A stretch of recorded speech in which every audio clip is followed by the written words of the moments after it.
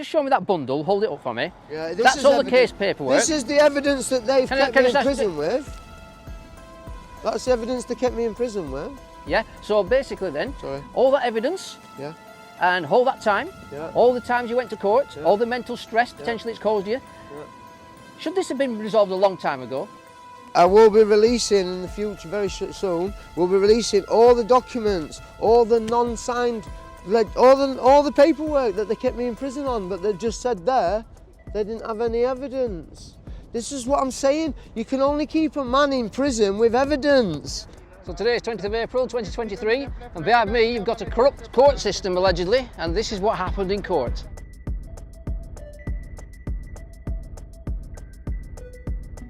I walked in, I sat down at the desk, I was asked to get into the dock, to step into the dock by the security and by prosecution.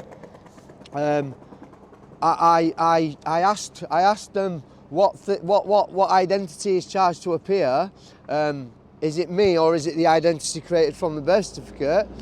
The only answer that they didn't answer me, but the only answer is the birth certificate identity. So I then asked, I motioned for the birth certificate to be put into the dock. Because can you just explain, why would you put a birth certificate in a dock? Because the identity that they've charged to appear is the identity created from that birth certificate, which states on it, warning, not to be used as my identity. Therefore, it can't be me. So you didn't go into the dock?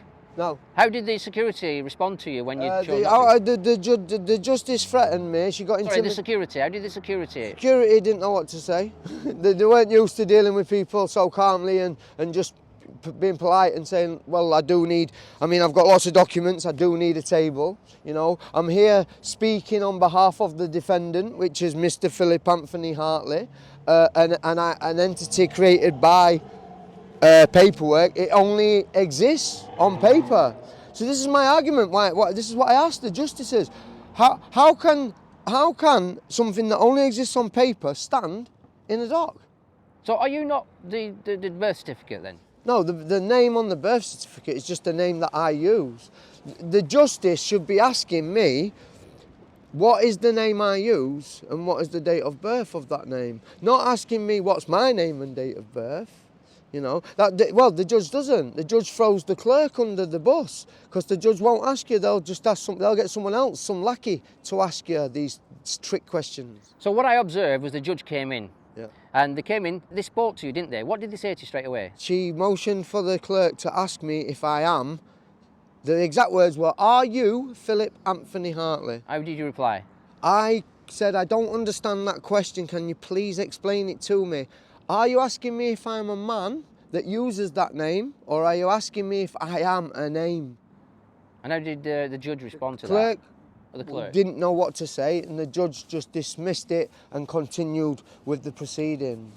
So, ignored me, basically, flat out refused to acknowledge me as a man. Going forward then, from that point, the judge then decided to get engaged with you at some point. Yeah. What did the judge say to you? Asked me to sit down.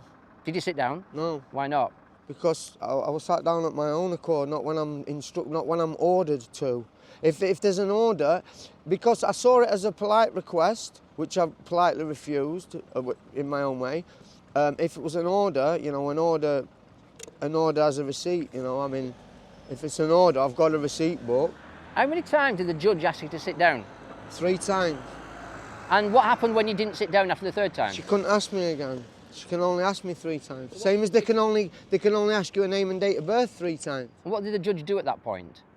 Just continue. He completely ignored me and continued with proceedings. He instructed the prosecution to proceed.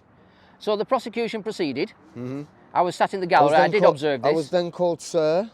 I was trying to voice my rebuttal. I was verbally rebutting what they were doing, and she got angry with me, threatened me with security and called me sir, and I corrected her and said, please don't address me as a corporate rank, because I have no corporate, I'm just a man called Philip lacking corporate status. And at some point you decided to sit down. Why did you decide to sit down? Because I decided I'd sit down now. because I wanted to sit down then. Did the judge comment at all about that? No, I don't think so. Okay, so then the judge addressed you directly. Yeah, well, she addressed me as sir at first. She never addressed me, a man called Philip, at all, because otherwise their entire arraignment is nullified. And your response to the judge, what was that when she said, sir? I said, just a man lacking corporate status. And how did she respond to that? She got her back up a little bit, didn't she? She didn't know what to say, did she? She's not used to being questioned about her actions. So what did None of them are. What did you do at some point? Did you start speaking your mind? When she dismissed the case, as if it's like all over now, it's finished, I just very politely reminded her that what's happening, what she's doing, the actions that they're doing, the misleading the people, and the grammatical flaw being used to trick the people is a crime in itself. The Lord's seen it, and if I was her, I would repent. And then I wish them all the best, bless them all through the Lord, and say, God be with you. And then I said, let's go. Well, what I observed, because the judge got angry, I thought there was a contempt of court matter for the judge. No. She did threaten you with security at one point, didn't she? Yeah, she threatened me with violence. Because that's when they start losing their argument, when they start losing the debate, when they start losing, because you can't rebut an affidavit. You can't rebut an affidavit with fiction. You have to have fact. So, an unrebutted affidavit is classed as truth in commerce. So, with me verbally rebutting what they're doing, yeah, that's my affidavit spoken, yeah, and they've got no fact to rebut it. They've got no fact. So everything I was speaking in there was true. So she couldn't arrest me because she was in the wrong, not me. I was in my right. I was stood in my right. I was there to face my accuser because under habeas corpus, I, a man, have a right to face my accuser. Where was the man who had a verified claim against I, a man? But it's not. It's a business transaction going ahead between the Crown and the surname. And people need to speak for these names because names can't speak for themselves. So representatives need to... Representatives, Crown representatives, someone that's representing the Crown and speaking for the Crown, and a corporate ranked fictitious entity created by birth certificate, a representative, Mr. first name, second name, speaking for the surname. Acting in person is acting as the trustee for the surname.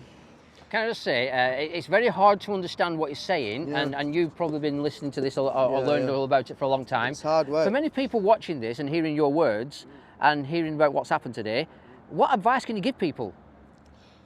Pick up a Bible and get to grip with the gospel, with the true doctrine, and learn how these courts are not places of justice, but they are places of commerce only, and they are administrative courts, tricking the good free people into acts of incorporation so legislation can stand and business can go ahead. Just to conclude then, just to summarise, Yeah. what was the result of the court hearing today against the allegations made against you? All cases, all charges dismissed. The judge, the prosecution had presented no evidence. Can I say then, if you just show me that bundle, hold it up for me. Yeah, That's all the case paperwork. This is the evidence that they've kept me in prison with. That's the evidence they kept me in prison with.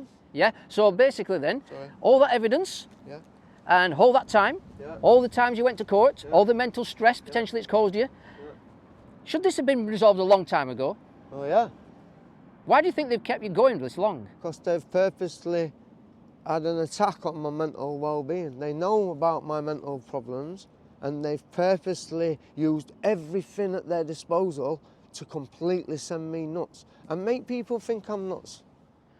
Case dismissed, what are you going to do now? I'm getting on with my life, back into my bare knuckle training, back into my work. Just getting on with my life. I've got nothing. There's nothing holding over. There's nothing over the name that I use anymore. Nothing.